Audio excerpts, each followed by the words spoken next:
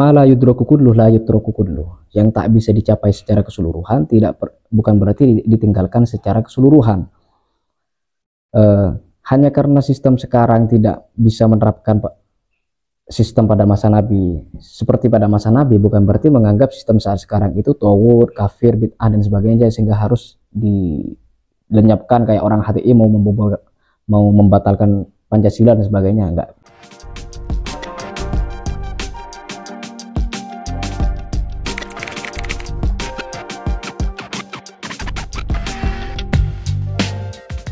Salam sejahtera untuk semua, jumpa lagi dengan channel Iman Nalar. Pada malam hari ini, pada sesi kali ini saya akan membicarakan salah satu topik kontroversial dalam hukum Islam, yaitu eksekusi mati bagi orang murtad, atau bahasa sekarang orang konversi agama gitu, dari Islam ke luar Islam. Syekh Wahbah Az-Zuhaili dalam karya monumentalnya Al-Fiqhul Islami wa Adillatuhu jilid 7, yang memang fokus ke ranah jinayat, hukum pidana Islam, beliau mengutip hadis riwayat Imam Bukhari Muslim. Kalau sudah riwayat dua ulama ini sudah dianggap sahih, sudah disepakati sahih. Kalau sudah sahih, maka berlaku pernyataan Imam Syafi'i yang kemudian terkenal sebagai adagium fikih, idza sahhal hadis fahuwa madhhabi. Jika hadis itu sahih, maka dia menjadi madhabku, menjadi rujukanku dalam merumuskan hukum Islam. Nah, hadis sahih itu berbunyi, la yahillu damu mri'in muslimin illa bi thalathin, at-thayyibuz zani wan nafsu bin nafsi wat tarik lidinihi al-mufariq lil jamaah. Jadi darah orang Islam itu haram kecuali karena 3 faktor. Pertama, muslim yang sudah berkeluarga tapi kemudian berzina dengan orang lain, berselingkuh, atau istilahnya itu pelaku zina muhson. Kemudian orang yang membunuh orang lain, pelaku pembunuhan. Yang ketiga itu orang murtad, orang yang meninggalkan agamanya. Kalau yang pertama misalkan zina muhson, itu hukumannya kan rajam, dipendam sampai leher di perempatan jalan, kemudian siapapun yang mau lewat harus melemparinya dengan batu sampai dia mati karena kesakitan dan kelelahan. Kemudian yang kedua itu pelaku pembunuhan, hukumannya kisos, nyawa dibalas nyawa. Dan yang terakhir itu orang murtad. Nah, dari situ kemudian di kitab tadi dijelaskan bahwa memang 4 madhab fikih, Hanafi, Maliki, Syafi'i, dan Hambali, itu sepakat bahwa orang murtad memang harus dieksekusi mati, meskipun tidak harus langsung, tetapi harus ada prosedur dulu. Prosedur pertama ya istitabah, dia itu diminta atau dipaksa untuk bertaubat. Jika dia tetap tidak mau bertaubat, maka yang terakhir sanksi mati. Nah, pertanyaannya bagaimana memahami dan menerapkan hukum yang kontroversial ini untuk konteks sekarang? Dimana kan sekarang itu sistem sosial politiknya itu kan ya negara nation state, negara bangsa dengan nafasnya itu HAM. Dalam HAM sendiri ada hak untuk beragama. Hak itu kan sifatnya boleh dipakai, boleh tidak. Artinya untuk konteks sekarang, orang mau beragama, mau pindah beragama, mau tidak beragama, itu sama-sama boleh, tidak boleh diganggu. Sementara eksekusi mati itu kan diterapkan pada pada masa yang berbeda gitu. Sebagaimana akan saya jelaskan nanti.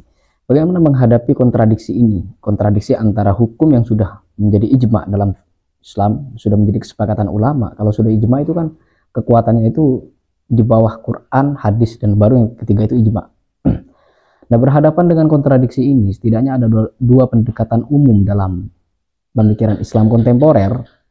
Pendekatan pertama itu normatif, pendekatan yang melihat hukum Islam itu melihat warisan ulama klasik ya, secara umum, khususnya di bidang fikih, sebagai norma, yaitu aturan yang mau tidak mau harus diterapkan kapanpun dan dimanapun.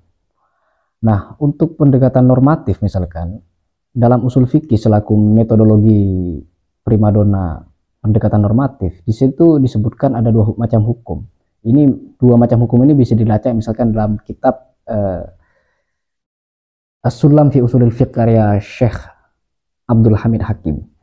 Jadi di kitab itu disebutkan bahwa hukum Islam itu ada 2, ada hukum azimah, ada hukum rukhsah, ada hukum asli, hukum asal, ada hukum dispensasi.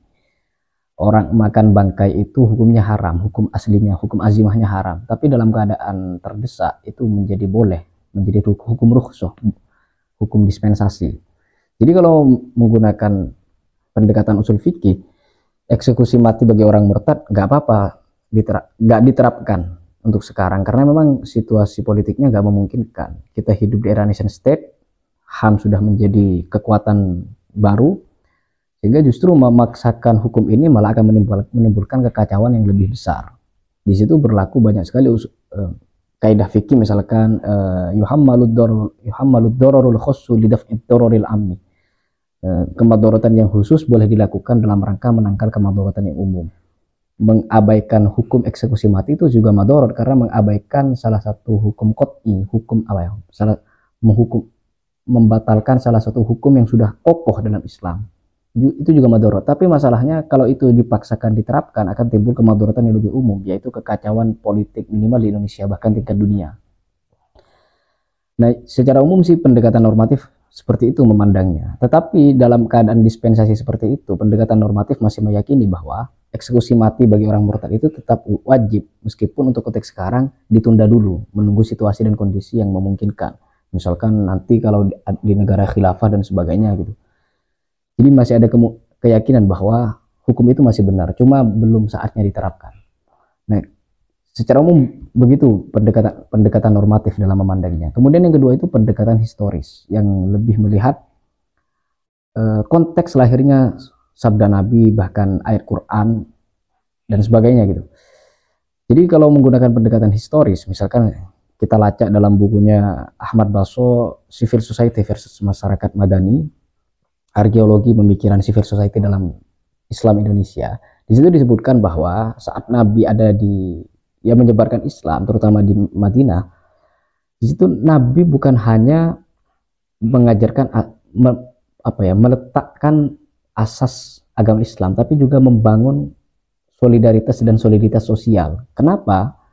Karena Muslim saat itu merupakan kelompok tersendiri yang terancam oleh kelompok-kelompok lain, terutama ya kelompok kafir Quraisy dengan berbagai kawan-kawannya gitu. Nah, dalam keadaan terancam secara sosial politik semacam itu, maka wajar jika Nabi kemudian bersabda orang murtad itu harus dibunuh, karena murtad itu artinya beda tipis, bahkan identik dengan pemberontak yang justru akan bisa menghancurkan sendi-sendi sosial Muslim yang Nabi bangun saat itu. Nah, memang terkait fenomena dan upaya Nabi untuk membangun solidaritas dan soliditas sosial saat itu bisa dilacak misalkan dalam buku Iraim Lapidus, The History of Muslim Societies, kemudian dalam Ahmad Syalabi, Tarikhul Hadarah Al-Islamiyah. Nah, dengan demikian maka melalui pendekatan historis sebenarnya yang hendak Nabi perangi itu apakah kemurtadannya, apakah orang itu dihukum karena kemurtadannya atau dia dihukum karena dia akan memberontak. Dalam perang Riddah misalkan, saat Sayyidina Abu Bakar memerangi orang-orang murtad, di situ yang terjadi sebenarnya bukan memerangi mereka karena kemurtadan, tetapi karena mereka mau memberontak negara Islam yang baru saja berdiri di bawah komando Abu Bakar. Jadi singkat sejarah, singkat pembahasan, kalau menggunakan pendekatan historis sebenarnya yang dari hadis yang saya sebutkan tadi itu, yang boleh dihukum mati itu bukan orang murtad tapi pemberontak. Kalau pemberontak maka itu sangat relevan dengan zaman sekarang, karena memang pemberontak itu kapanpun berbahaya. Cuma kalau itu pemberontak yang harus dihukum mati, maka tidak peduli apapun agamanya sekalipun dia Muslim. Nah, kira-kira begitu dua pendekatan umum Islam kontemporer dalam memandang khususnya bagaimana memahami dan menerapkan hukum Islam klasik untuk konteks sekarang yang justru bertabrakan dengan hukum itu. Nah, dari paparan tadi saya ingin menutup dengan kaidah fikih yang bukan hanya berfungsi sebagai ringkasan hukum-hukum fikih yang sangat kompleks, tapi juga punya pesan kehidupan. Kaidah fikih itu berbunyi, ma la yudraku kulluh la yutraku kulluh. Yang tak bisa dicapai secara keseluruhan bukan berarti ditinggalkan secara keseluruhan. Hanya karena sistem sekarang tidak bisa menerapkan sistem pada masa Nabi seperti pada masa Nabi, bukan berarti menganggap sistem saat sekarang itu tawud, kafir, bid'ah dan sebagainya, sehingga harus dilenyapkan kayak orang HTI mau membatalkan Pancasila dan sebagainya. Enggak gitu juga. Demikian pula hanya karena saat sekarang ini tidak bisa menampilkan sistem seperti pada masa Nabi, bukan berarti menganggap hukum Islam itu sudah tidak relevan, tidak kompatibel dengan tantangan zaman dan sebagainya. Enggak. Jadi, dua pandangan, dua kesimpulan yang berlebihan itu tidak tepat sasaran, baik secara logika maupun secara fakta. Nah, kira-kira begitu apa yang bisa saya sampaikan terkait eksekusi mati bagi orang murtad menggunakan dua pendekatan umum dalam studi Islam kontemporer. Semoga berguna. Akhir kata, salam iman dan nalar.